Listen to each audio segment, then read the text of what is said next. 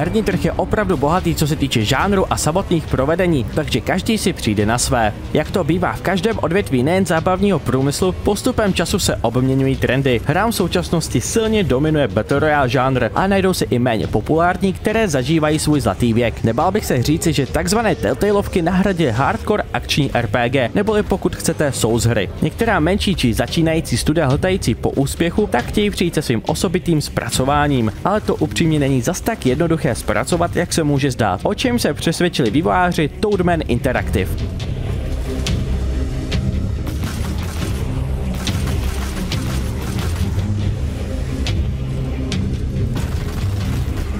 Ještě předtím, než se vrhnu na silnou, ale oprávněnou kritiku hry, musím vás upozornit, že osobně jsem také fanoušek Souls her a rozhodně nepatří mezi recenzenty, kteří volají po lehké obtížnosti. Důležité je upozornit na rozdíl mezi těžkou a neférovou hrou. From Software jsou mistři ve vytvoření nejen široké nabídky zbraní a nepřátel, ale hlavně do detailu propracovaného soubojového systému. Vaším hlavním úkolem je tak pochopit schéma útoku a následně najít skulinu, kdy můžete zaútočit. Nesmíme opominout ani velký důraz na přesnost a postřeh, kdy musíte správně načasovat úhyb. Pokud vše zmíněné jste schopni zvládnout, stává se hra poměrně lehkou, pokud ovšem neusnete na vavřínech.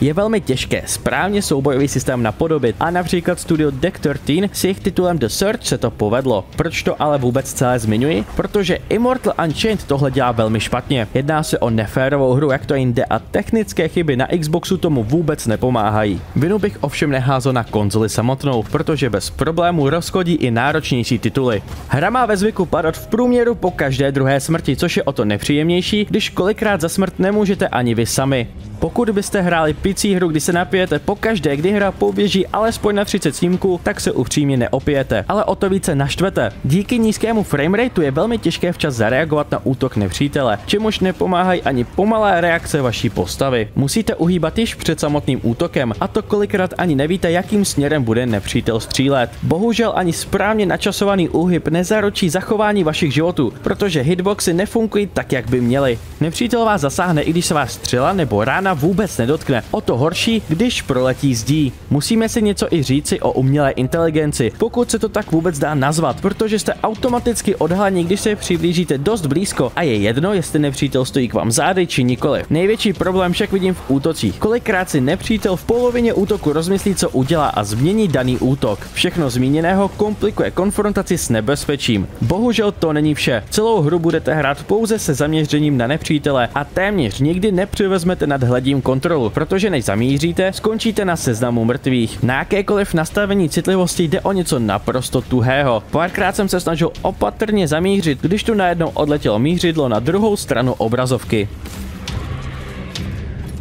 Samotná střelba by se dala popsat jako slabší průměr. Po chvilce vás přestane bavit, protože se vám nedostává pocitu uspokojení z dobře mířené rány. Na druhou stranu hra ukrývá širokou paletu zbraní, které můžete získat z nepřátel nebo nalézt v bednách. Zbraně si můžete vylepšovat pomocí nalezených součástek. Dobrým detailem je, že pokud máte svoji hlavní zbraň například na úrovni 5, budete nalézat pouze zbraně se stejnou úrovní, což vám ušetří součástky a body vylepšení. Pro některé zbraně musíte mít dostatečné dovednosti, které si vylepšujete za body získané z nepřátel. Jedná se o jakousi obdobu duší. Hra obsahuje velmi jednoduchý příběh. Vaše postava je oživený bojovník, jehož úkolem je nastolit rovnováhu mezi světy, které zničila válka. Vypadáte jako opravdový drsňák a stejně taky ostatní postavy. Jejich design se opravdu povedl a skrývá pár originálních nápadů, jako například augmentace, jež můžou tvořit váš vzhled. To stejné se ovšem nedá říci o designu světa. Většinu času budete navštěvovat rozpadlé prostory plné sutí a samotné levely jsou příliš moc lineární. O to hůře, když se nenačítají textury. Immortal Unchained se pouze snaží přiživit na velkých značkách, jako je Bloodborne, Dark Souls či The Surge. Ovšem vývojáři nedokázali pochopit, co dělá zmíněné tituly tak výjimečné a zábavné. Xbox verzi táhnou dolů ještě silné technické problémy. Titul doporučujeme na pouhé 2 body z 10 a spíše radíme počkat pár měsíců na lepší hardcore akční RPG.